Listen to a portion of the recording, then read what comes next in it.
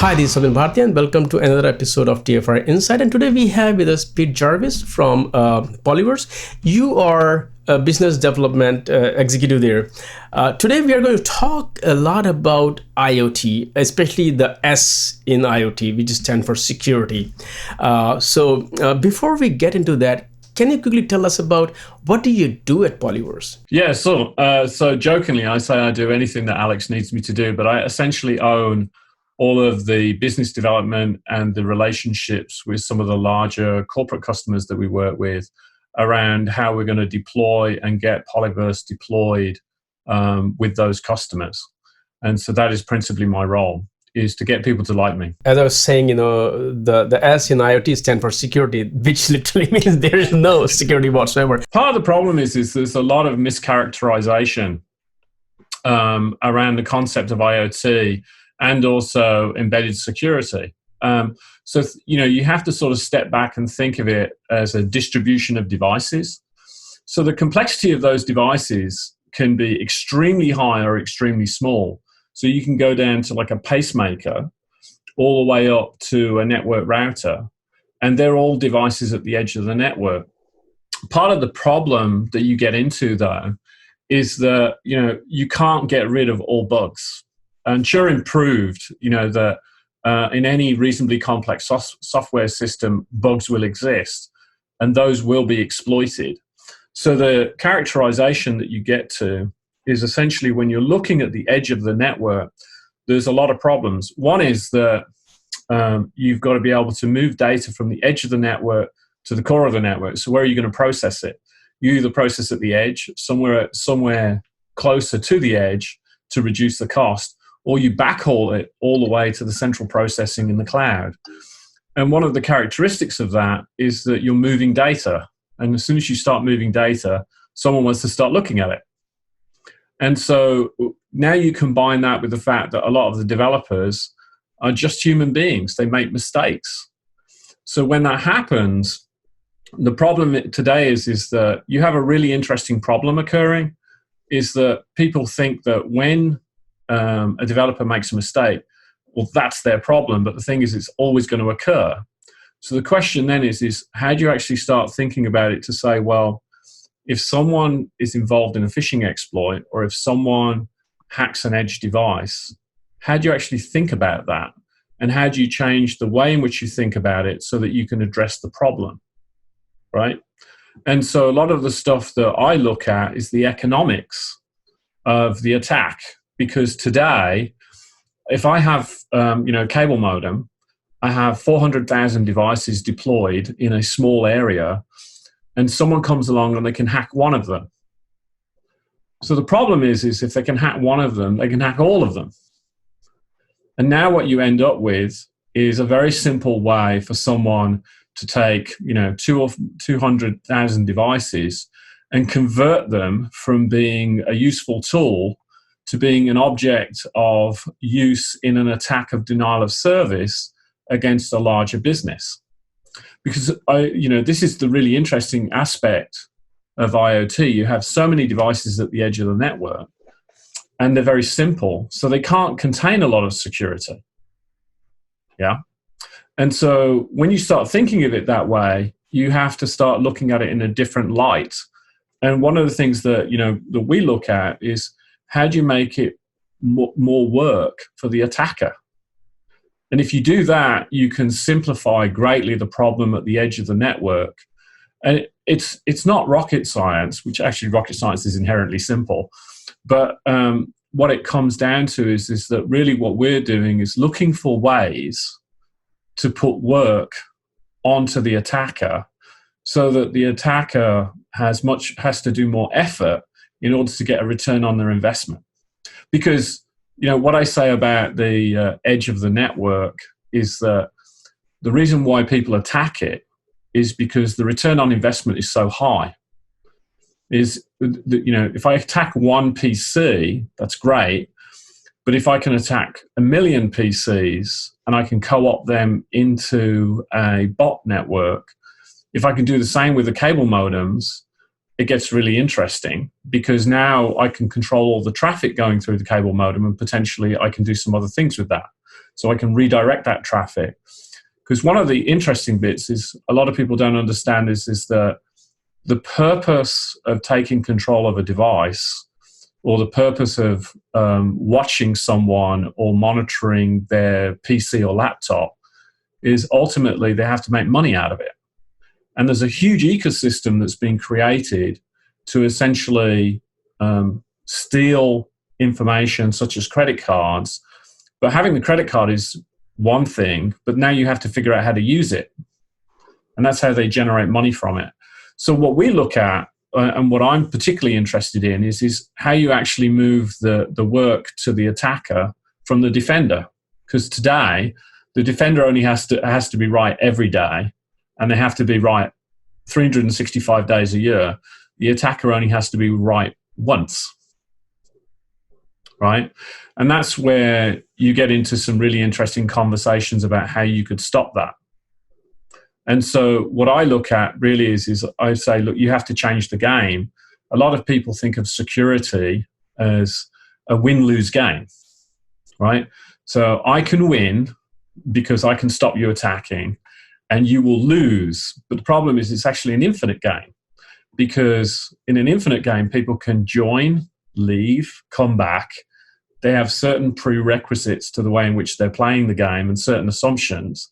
But what that means is that you can never win, right? Under the current terms, what you have to do is change the rules of the game so that the effort to win the game is reduced. And that's what we do at Polyverse. In very simple terms, what we're looking at doing is saying, okay, the IoT devices are incredibly simple. They have very simple operating systems on them. And one of the points there is that the attacker can look at that very simple device, they find one exploit, and they can assume that exploit, if it's a memory exploit, will work on all of those devices. And so what we do is we say, well, let's change the assumptions for the attacker, because if each of those devices or a set of devices has got a slightly different memory and register layout, we increase the work for the attacker. And that is one of the key components that we're looking at in addressing some of the edge security problems. Doesn't mean you solve all of them, but it solves one of the largest problems that exist around memory attacks. There's so much computing happening today, and everything is connected. So that, of course, make it easier, to from one device to other device. You can have a whole network of devices, and there could be just one weak link. Like if your home has a smart fridge, and then Ring, and then a gateway device, and then camera. I mean, there are like tons of devices, and there could be just one device that is insecure. And once a attacker compromises that device, once it inside your network, then everything is compromised no matter what it is. Does IoT actually create a low-hanging fruit which increases incentives for those attackers to attack those devices? That's one part of the question. The second part of the question is, what do you see how the market is reacting to all these attacks that are happening? Are they responding to that or not? So the first one is interesting, where you're saying, hey, we have all of these devices in our network at home. And essentially now what we have is we have Amazon devices, we have Google devices, we have your cell phone, etc. And the point being is any one of those devices can be compromised. The key thing there is what you get to is a situation of a beachhead, right? So once someone's got access to a component of your network and they've entered the network, now you're in a really interesting position, because at that point they can spend their time looking at what else is going on. And then from there, what they can do is determine what other computers you've got in your network. So one of the things you can do, right, is that you can start looking at the way in which you think about the structure of your network. And actually, there's a lot of companies now that are starting to realize that having one network in your house is a bit of a problem, because then everything can communicate with everything else. And so one of the things that people are starting to look at now is saying, well, look, I want a separate network for all of my sensors. And then my PCs are on a different network entirely. But the problem with that is it's actually quite complicated to set up for the average user. So you have this really interesting balance, right, between access and simplicity, and on the other side, security. Because a truly secure network isn't a network. You just take it off the network. So this is part of the problem, right? Is this where people turn around and go, oh, my network must be secure. And you go, well, actually, as soon as you make it a network, it can't be, right? But then the other aspect of it is that if you look at it from this point of view, one of the things that you can do, which is becoming, I think, more prevalent where people are starting to realize these things, is that they're increasing the quality of the passwords. They're also starting now people are becoming aware there are so many devices in their network that are sensing them, monitoring them, and doing things. And the question then is, what is happening with that data? Because now you have to break it into two sides. You've got the bad side, which is the attacker, the cyber attacker who wears a hoodie. But then on the other side, you have where that data is being sent and where it's being used, right? So if you think of it this way, you actually have two sets of policies. One set of things is that if the person is developing the service and selling it to you, you need to be very aware of what you're agreeing to and where that data is being sent. And then the other aspect of it is that, if you're a person of interest, i.e. a politician or someone in a public figure, what happens is as you become more popular, you become more attacked, right? So the example that I give to people is that when you think about what's going on in the network today, most people go, well, I'm completely safe. And I go, in general, you are, because you're not interesting. And they go, what do you mean? I said, well, a lot of people argue that because they're not interesting, no one will attack them. And I said, that's actually not true. What really happens is that what people are looking for is weaknesses in the network or weaknesses in the devices. Once they've found those weaknesses, then they attack the weakness, but they don't go after a particular company. It's a very famous example of one hacker, and what they did was they scanned the entire internet for a particular form of firewall that they knew hadn't been patched by Dell. And then they took all of the firewalls that were identified and they scanned for the word Cayman in the domain address, right? And the reason they did that is they were looking for a Cayman Island bank. So then they got into the bank and they transferred £200,000 out the bank. Yeah. And so the beauty of it is they weren't actually looking for that particular bank. They were just looking for the weakness. So when you think of it that way, one of the things you have to start thinking about now is saying, okay, I have a network. How do I secure the data on the network? What are the things that I really care about? And as soon as you take that approach, you can protect the data, but you can't protect the network. So, for example, I always tell people, say, look, if you have information on your network or on your storage, you've got to encrypt it. Secondly, the other thing you've got to worry about is the fact that certain information you never want to leave on a computer, because of the simple reason is that information is important. And even simpler, I turn around to people and say, when they ask you all of these questions about, what's your favorite dog? Where did you grow up? I always make the answers untrue. And the reason for that is a lot of the information now is so public that when you're securing a device, if you actually say where you grew up, they can look that up and use it against you. So what you want to do is just make up the information. Coming back to the tech aspect of IoT, a lot of time when we buy a device or when we buy a service, there is a perception of security, that, oh, this is secure, or not secure. How much role does that play there? Because sometimes when you buy something like Ring, you are buying it from Amazon because now they own it, or you buy something from Dropcan, which is now part of Google now, or Nest. So you do have a perception, hey, these are big companies, it's secure. How much role does that play in security? This is the interesting thing, right? That's a perception of security by size. So give an example. And this is actually the really interesting bit when companies get bought. So let me play this through for you. So you have a small company, they develop a product, right? And at the point that they're developing the product, what happens is that they then get bought by a really large company. Yeah. And the difference is in the amount of people looking at the security.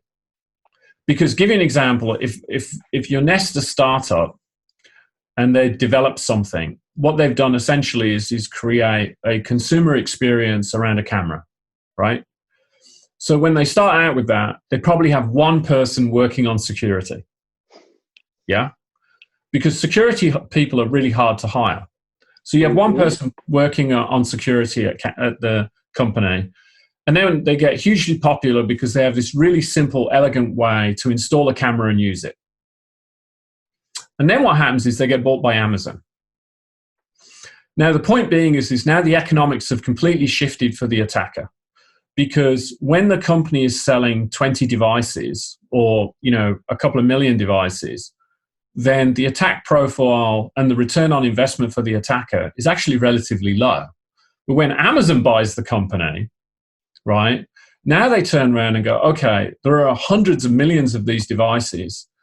And so the advantage then is the return on investment is if I look at that camera and I can find weaknesses in it, right, I have the ability to get a massive return on my investment. One, I now have a device that I can attack that's on the home network. So that gives me a bridgehead to get to the other devices. Two, right, because I know there's a lot of them, it's worth my effort in actually attacking that device. So the example I use is password systems. Humans are a herd animal, and they always go for the top product, right? The problem with that is that so do the attackers. So if you're using a password management system, right, it's always dangerous to buy the best one, because if you're buying the best one, logically that is the most attacked. But you actually need an ecosystem of 3 or 4 password systems that are being used, because if you have 3 or 4 systems that people can use, then there's less chance that they get everyone when they do an attack, right?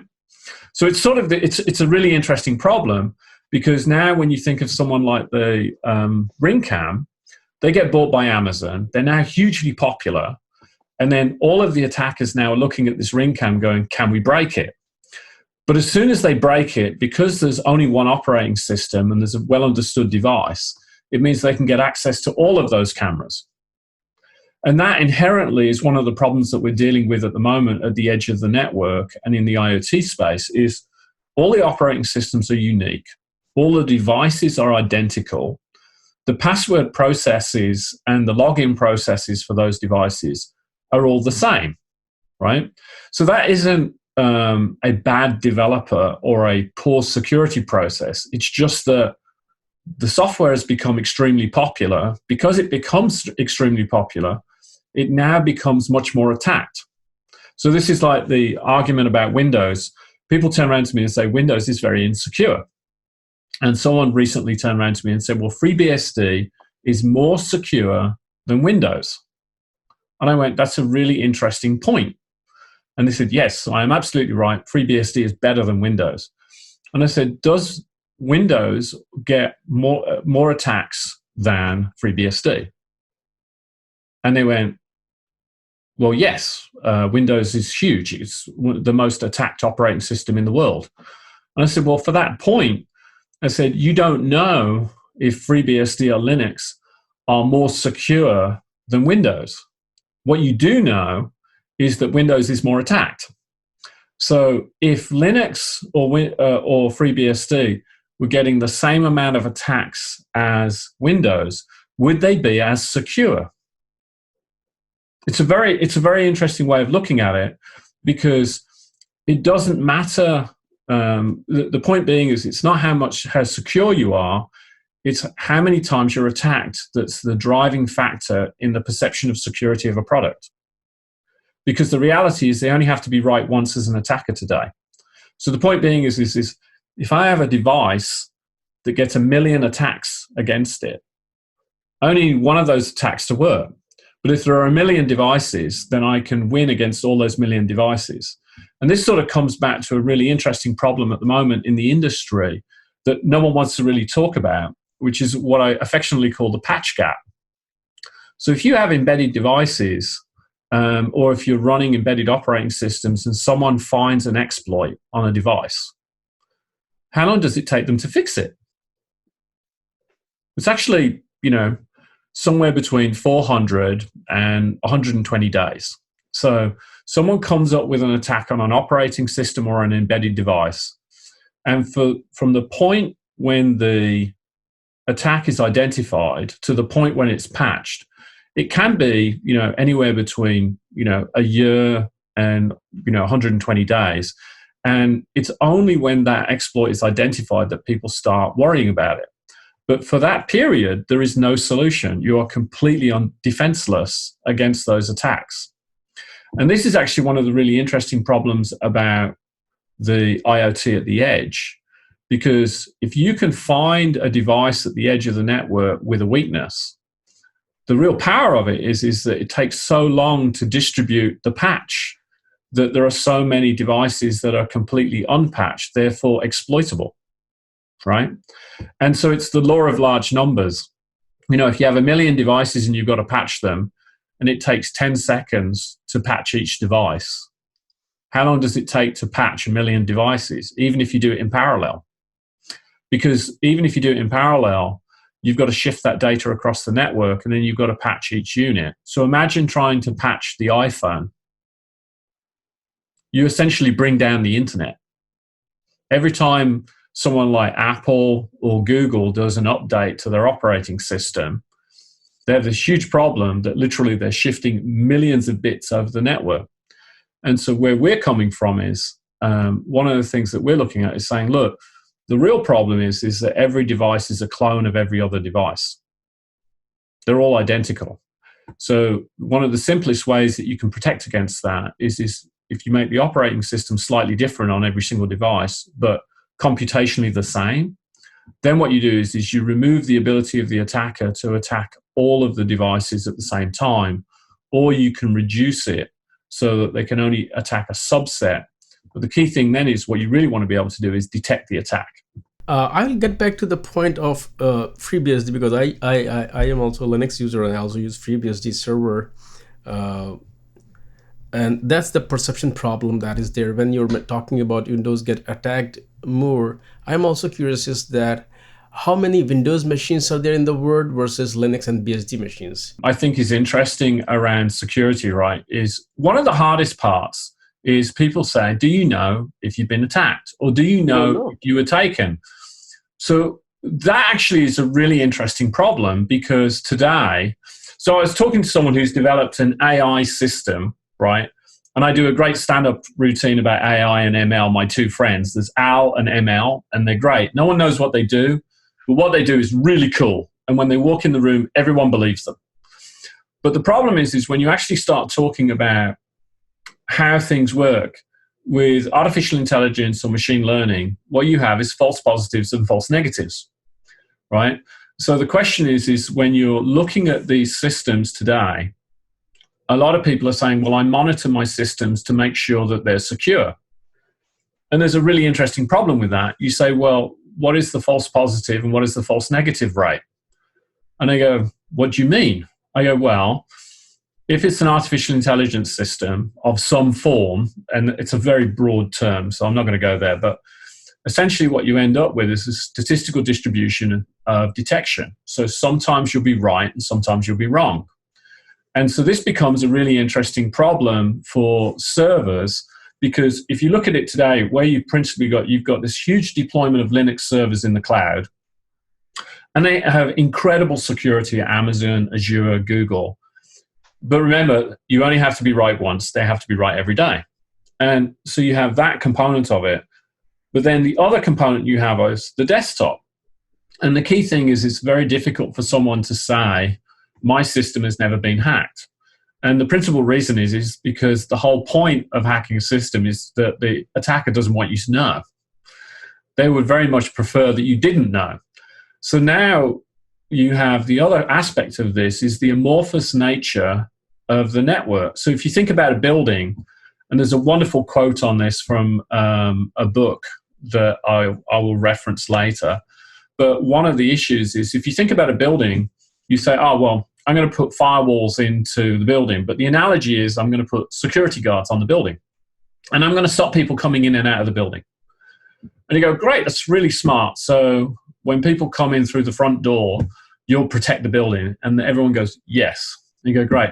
what about the people who are coming in through the through the work door downstairs? Oh, we need a security guard for that as well. Okay, great. Did you put a security guard on the roof? No. Why would I put one there? Well, there's a bridge from the other building into our building, so we need a security guard on the roof, or we've got to lock the door. And so what happens is it's the same with networks. They're inherently more, transparent. There's a lot of entries and exits, and this is why it becomes so hard to protect systems, because you just don't know where the traffic's coming from, right? And so really, what I always say to people is I'm saying, look, you can't change security unless you change the economic workload of the cyber attacker. Because if the cyber attacker is looking for three things. They're looking for an easy way to attack someone. They have to have the ability to create wealth from that process, right? And wealth can be two things. It can be notoriety.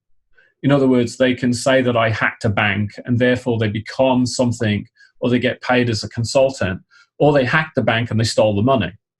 And then the third component of it is they have to be able to do it in such a way that they can recoup money from it. So when you talk about the cybersecurity market or the cyber attack side of the market, it's actually an incredibly complex economic system, because, as an example, someone steals credit cards. That in itself doesn't make any money, right? They don't make any money from stealing the credit card. They make money from giving those credit cards through to a different organization that takes a cut. And then they give it to a bunch of mules, and the mules have to go to all of the ATMs and extract the money. And then the mule gets 20% of it, and 80% of it goes to that company. And then they give money back to the attacker who actually got into the bank, right? And so this is where I think it's really interesting, is that, when we look at China, people turn around and go, well, all the devices coming out of China or others, China is working on this single vision of cyber attack. In actual fact, the country is extremely broken up. There's a lot of criminal elements in China. And the other one is there's a lot of false flag operations, because China has a lot of copied software. So people try and make themselves look as though they're attacking from China so that they can attack here. So one of the things you get to is, when you look at all of that, you have to change your viewpoint to me. And so I say, look, you should assume that someone is going to click on a link and they're going to run a piece of software.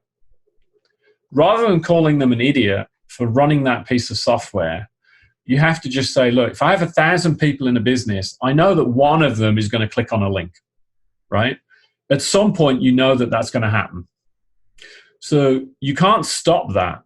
The only way you can stop it is by turning around and saying, I have to stop the action that occurs when they click the link. And the analogy I use, is you have a cliff with a beautiful view. The problem is you have a bunch of people who walk up to the cliff and they fall off.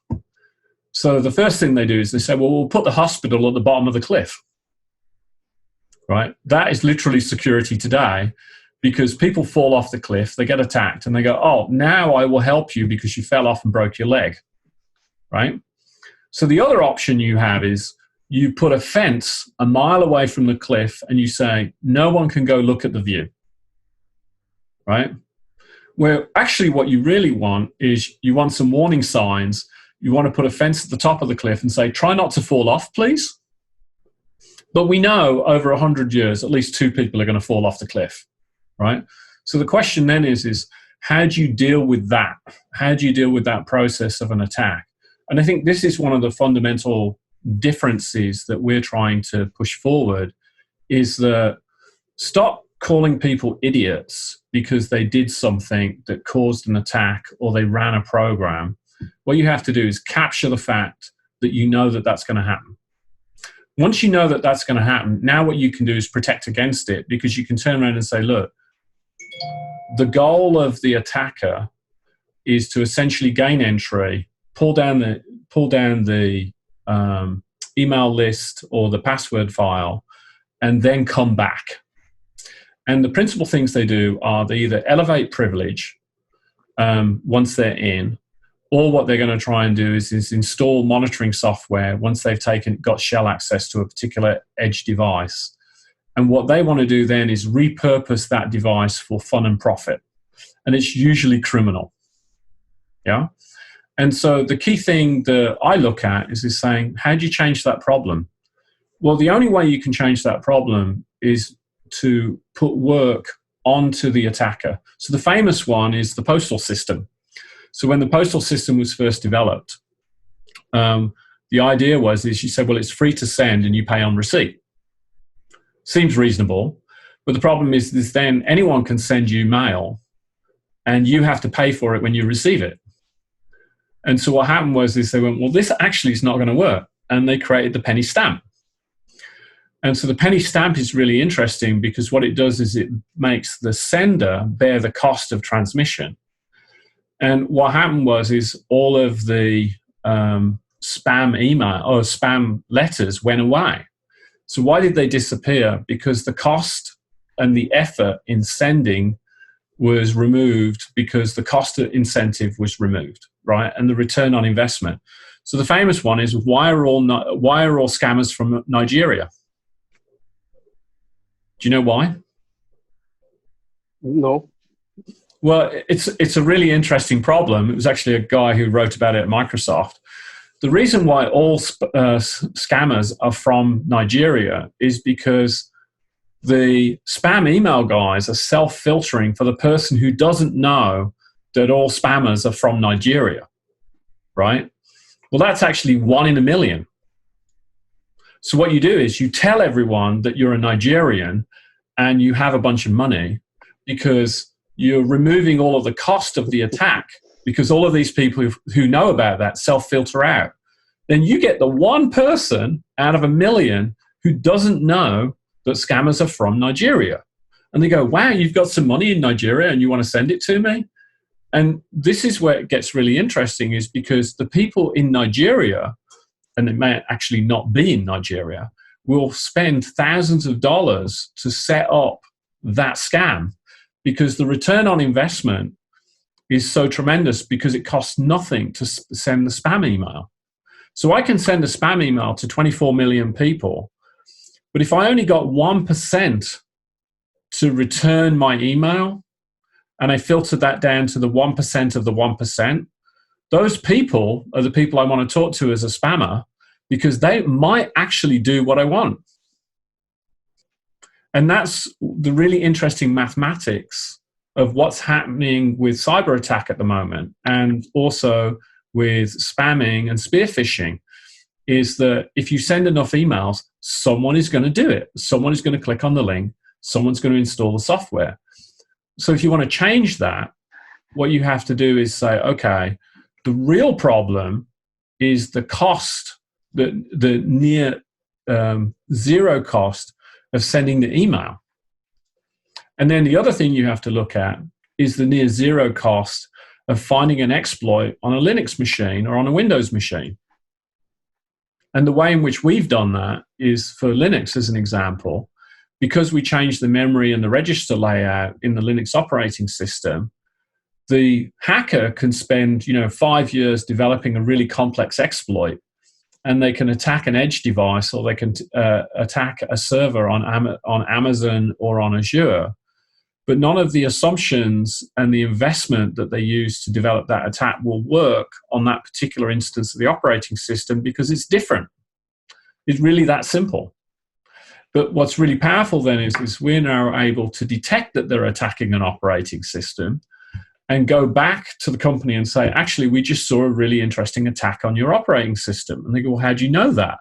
And we go, we know it because they tried to access this particular executable function with a string copy and take control. So you mentioned, a lot of, there are so many factors that affect security or privacy. I mean, you have gone in detail and in depth. What I'm curious about is what is Polyverse doing to mitigate or address some of these problems and challenges that we are facing in the IoT space? So what we're doing is we're working with the embedded partners that we have, and we're doing something really simple. What we're saying is look, today, if every operating system on every cable modem is the same, every device can be taken. If you took 1 million cable modems and you divide that into 5 groups, that means that the person can only attack 1/5 of your deployed cable modems. And the key thing then is there's no change in the operating system, the debugging, etc., works the same way. What's really elegant about that is that now what you can do is you can essentially ramp up the entropy in the number of the differences in the cable modems. But it also means that now the attacker is looking at this saying, well, if I could take 100 cable modems, that isn't worth my while. If I could take 1 million cable modems, then I'm interested. And so this is where we're getting a lot of traction in the embedded space, because what we're saying is look, we can help you think differently about the way in which you can defend your devices. One of the really interesting things is that we have no runtime overhead. So give an example, if you're running Polyverse Linux, Polyverse protected versions of Linux in AWS, 7 or 14% of your overhead is going to security monitoring. Well, with Polyverse, it's implicit in the operating system because we are the operating system. All we've done is change the memory layout and the register layout. And the same applies to the embedded devices, because what you do is you have a small CPU, and we're saying, hey, look, because you have a small CPU and we're running the same but different operating systems on these devices, you need less overhead for checking the device, which means that your security is simpler, but also your security is increased, right? And that's something that we found really powerful and we got a lot of traction with, because when people look at it, they go, that's really simple. And we go, yeah. Yeah, that is true. And, it's more like they're turning every computer into a unique, machine. It has its own unique DNA footprint. So it's hard for... Well, to wrap, one of the things I always say to people is I say, look, today, if you're using standard Linux, Red Hat, Ubuntu, etc., they're all great, yeah? The problem is that the attacker is using exactly the same copy as you are. So they have exactly the same system. If you have just one degree of difference from that operating system, you're incredibly well protected. And if you have 2 degrees of difference, you're even more protected. But the key point is you only need to be 1 away from standard, one degree away, and you have a huge level of protection compared to everyone else. And as I say to people is that, the police turn around if you ever get broken in. They say, put a big lock on the door. And you go, why'd you do that? And they say, because the thief will walk down the street and they see the big lock and they go to the house without the big lock. And the reason they do that is because they know that you've invested some money in security. And so our point is that what you really want to do is just show them that you've got a big lock on the door. And what we do is say you're Polyverse protected. Awesome. Thank you so much, Pete, for getting into really deep diving into this topic. And as I said, I also want to talk about 2 different topics for 2 different episodes. One would be about social engineering, how people exploit that, and also some of the best practices that people can use to actually protect themselves. So once again, thank you for taking your time out and talking to us, and I look forward to talking to you again. Hey, it was great. Really nice to meet you and had a good time. You have a great day.